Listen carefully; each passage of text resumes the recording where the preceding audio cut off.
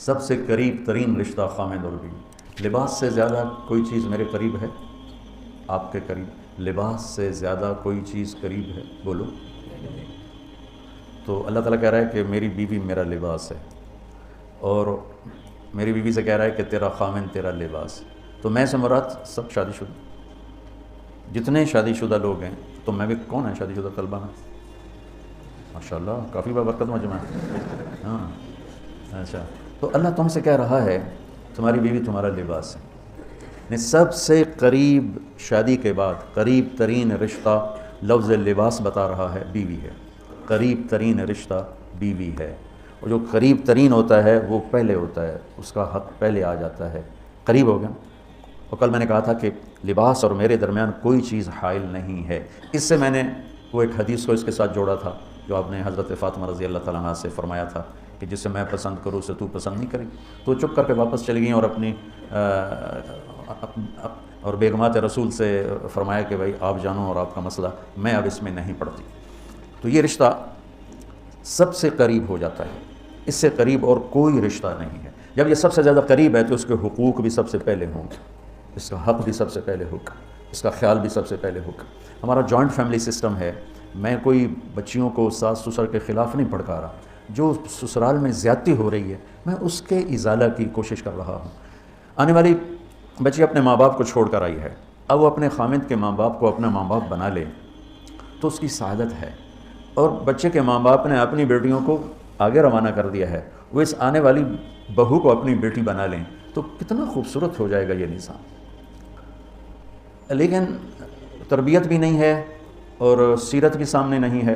مجھے حدیث یاد آ گئی، میرے نبی نے فرمایا یہ جو میرے انصار مدینہ ہیں، سنو بڑی عجیب حدیث ہے، یہ جو میرے انصار مدینہ ہیں یہ اتنے اچھے ہیں، ان کے گھر کسی کی بیٹی جب شادی ہو کے آتی ہے تو اسے یہ احساس ہی نہیں ہوتا میں سسرال میں ہوں یا ماں باپ کے پاس۔ یہ میں چاہتا ہوں، یہ میری تشریح میں کوئی کمی زیادتی ہو جاتی ہوگی، کوئی سائٹ زیادہ بیان ہو جاتی ہے، کوئی کم ہو جاتی ہے، لیکن میں یہ چاہتا ہوں۔ یہ حدیث مجھے اللہ نے ابھی یاد دلوائی ہے، حیات الصحابہ میں ہے، جلد اول میں ہے، کہ آپ نے فرمایا کہ یہ جو میرے انصار، میں دوبارہ کہہ رہا ہوں، یہ جو میرے انصار مدینہ ہیں یہ اتنے قابل تعریف ہیں کہ ان کے گھر جب کسی کی ڈولی اترتی ہے تو اس آنے والی بچی کو یہ احساس نہیں ہوتا کہ میں اپنے گھر میں ہوں یا سسرال کے گھر میں۔ میرے عزیزو، کم از کم تم جو میری اولاد ہو، تم میری روحانی اولاد ہو، تم تو میری بات کو آگے چلاؤ کہ تم اپنے گھر کو، اپنی بیوی کو اس طرح رکھو، اپنے ماں باپ کو بھی اس پہ تیار کرو، اپنی بہنوں کو اس پہ تیار کرو۔ ایک رخ تنقید دی، اے کر دی بھائی، اے کر دی بھائی، یہ سارا یہ میرا ماحول ہے، پتہ اٹھیندی کے میں، باندھی کے میں، ٹردی کے میں، یہاں تک یہ ساری کہاں سنی باتیں۔ تو بچے کے ماں باپ کہیں ہماری بیٹیوں کی تو شادی ہو گئی، اللہ نے ہمیں بیٹی دے دی ہے، اب ہم اس کو بیٹی بنا کے رکھیں گے، اور آنے والی کہے کہ میرے ماں باپ کو تو میں نے چھوڑ دیا، اب میرے خامند کے ماں باپ میرے ماں باپ ہیں، میں نے ان کے پاؤں دھو کے پینے ہیں، تو خود اپنی خوشی سے سارے گھر کی خدمت کرے، کون روکتا ہے؟ لیکن جو ہمارا ایک جابرانہ ماحول ہے اس نے اس رشتے کو توڑ کے رکھ دیا ہے۔ یہ جو آنے والی لڑکی ہے اس کے ذمہ ہے نسل تیار کرنا، نسل، میری بہو سے میری نسل چلے گی اور میں اسی پر جوتا اٹھا کے کھڑا ہوں، کتنی بڑی زیادتی۔ ماں یہ نہیں سوچتی کہ میری نسل جو چلے گی اس لڑکی سے چلے گی، اب ساس اگر یوں سوچے کہ میری نسل اس سے چلے گی، سسر یوں سوچے میری نسل اس سے چلے گی، خامند یوں سوچے کہ میری نسل اس سے چلے گی، خامند کی بہنیں یوں سوچیں ہمارے بھائی کی، ہمارے باپ کی نسل اس سے چلے گی، تو ہم اس کو عزت دیں، محبت دیں، پیار دیں، تو وہ پاگل ہے جو تمہیں کاٹ کھائے گی یا تم سے لڑے گی۔ اس کو تانے اتنے ملتے ہیں، ذلت اتنی ملتی ہے۔ اور میں نے جیسے کہا لباس سب سے قریب ہے، تو اس کے بعد بیوی کا حق سب سے پہلے آ جاتا ہے۔ ماں باپ کی طرف سے زیادتی آئے تو تمہارے ذمہ ہے اپنی بیوی کو بچاؤ، اللہ کے واسطے اپنی بیویوں کی حفاظت کرو۔ ہاں تمہاری بیوی کی طرف سے زیادتی آئے تو اللہ کے واسطے ماں باپ کی حفاظت کرو۔ تو اس کا مطلب یہ نہیں کہ تم ڈنڈا اٹھا لو، اپنے اخلاق کیسے بناؤ، سپرنگ بن جاؤ، سپرنگ جو فریشر سے کو قبول کر کے دب کر کے نیچے چلا جاتا ہے، نیچے جانے میں جڑ جانے کا نظام چھپا ہوا ہے کہ جھک جاؤ، ماں باپ ناراض ہو ان کے پاؤں پکڑ لو، بیوی ناراض ہو اس کے پاؤں پکڑ لو۔ ذلت میں عزت چھپی ہوئی ہے، ساری زندگی کا تجربہ بتا رہا ہوں۔ ذلت، اللہ کی رضا کے لیے ذلت اٹھانے میں عزت چھپی ہوئی ہے۔ ہن لباس لکم، کتنا ہی مجھے غصہ چڑھا ہو میں اپنے کپڑے پھاڑوں گا، مجھے غصہ آ گیا میں نے اپنے کرتے پھاڑنے جو کسی یہ پاگل تو کرے گا، سمجھدار دوئے دا کرتا پاڑے گا، اپنا نہیں پاڑے گا۔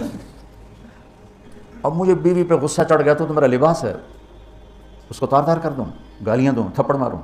تو ایسا ہی جیسے میں اپنے کرتے کو پھاڑ رہا اور اپنے کرتے کو تار تار کر رہا، بیوی کو غصہ چڑھے تو وہ اپنے کپڑے پھاڑتی ہے۔ کپڑوں کے لیے کتنے حفاظتی نظام ہیں، الماریاں بنی ہوئی ہیں اور ہینگر بنے ہوئے ہیں، کریز خراب نہ ہو۔ میں جب پڑھتا تھا نا لاہور، تو اسکول میں یا کالج کا میں سب سے خوش لباس لڑکا کہلاتا تھا، کہ میں اپنی اسکول سے آ کر نا، اب ہاسٹل میں کوئی استریاں تو ہیں نہیں، نہ کوئی نوکر، تو اپنی پتلون کو ایسے ہاتھوں سے استری کرنا اور کر کے پھر تہ لگانا، پھر سرانے کے نیچے رکھنا، پھر اس کے اوپر سونا تاکہ خود بخود استری ہو جائے اور کریز ٹھیک ہو جائے، اور رات کو بالوں کے اوپر رومال باندھنا تاکہ بالوں کی سیٹنگ خراب نہ ہو جائے۔ کیونکہ میں نے بال بنوائے تھے وحید مراد کٹ بال، 2 فلم سٹاروں کا ہیئر کٹ چلا، ایک دلیپ کمار کا، ایک وحید مراد کا۔ تو عام جو تھے نا بال کاٹنے والے، وہ 8 آنے لے کے بال کاٹ دیتے تھے۔ وحید مراد کٹ کے لیے 5 روپے لگتے تھے۔ 5 روپے اس زمانے میں بہت بڑی دولت تھی، جب ڈالر 1 روپے کا تھا۔ 5 ڈالر کتنے ہو گئے ہیں جی؟ 500 سے اوپر ہے۔ تو یوں سمجھو کہ وہ 5 روپے دے کر وحید مراد کٹ بنتا تھا، تو پھر میں وہ اوپر رومال باندھتا تھا کہ سوتے ہوئے میرے بالوں کا ہیئر سٹائل خراب نہ ہو جائے۔ ایک چھوٹا سا بچہ ہے لیکن اپنے لباس کو کیسے حفاظت کر رہا ہے، کریز ٹھیک کر رہا ہے، سرانے کے نیچے رکھ رہا ہے اور اس کو صاف ستھرا رکھ رہا ہے۔ ہم کھاتے ہوئے کیا کرتے ہیں، آگے اگر کپڑے نئے پہنے ہوں تو آستینیں چڑھا لیتے ہیں کہ کہیں کوئی شوربہ، کوئی سالن ادھر نہ لگ جائے، ادھر نہ لگ جائے۔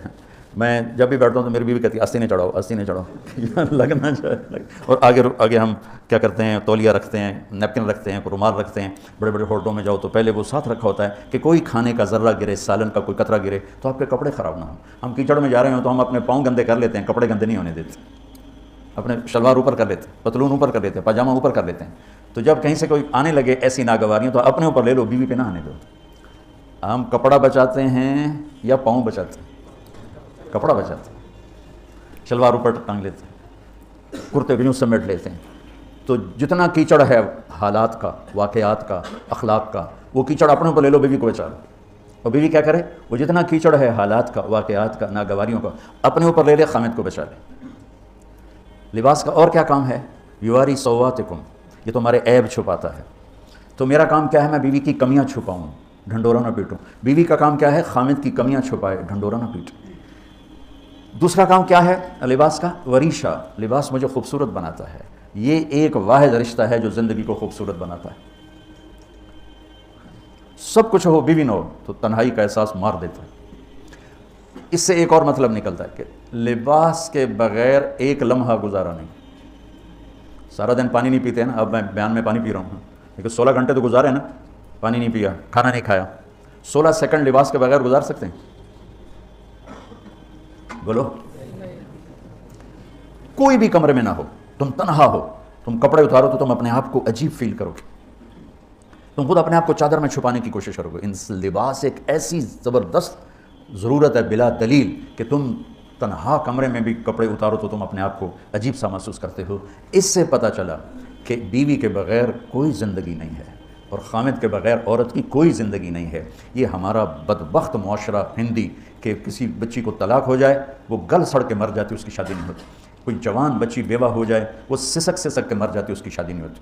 کوئی 40-50 سال کا ہو جائے مرد، اس کی بیوی مر جائے، کوئی اس کو لڑکی دینے کے لیے تیار کوئی نہیں۔ اور لباس کا لفظ بتاتا ہے کہ شادی کے بغیر انسان ننگا ہے، اور ننگے انسان کا کوئی کہیں بھی گزارا نہیں ہے۔ لفظ لباس بتاتا ہے کہ ہم اس چیز کو رواج دیں کہ شادیاں ہوں، بیوہ کی شادی ہو، مطلقہ کی شادی ہو، کوئی اس کی بیوی مر جاتی ہے۔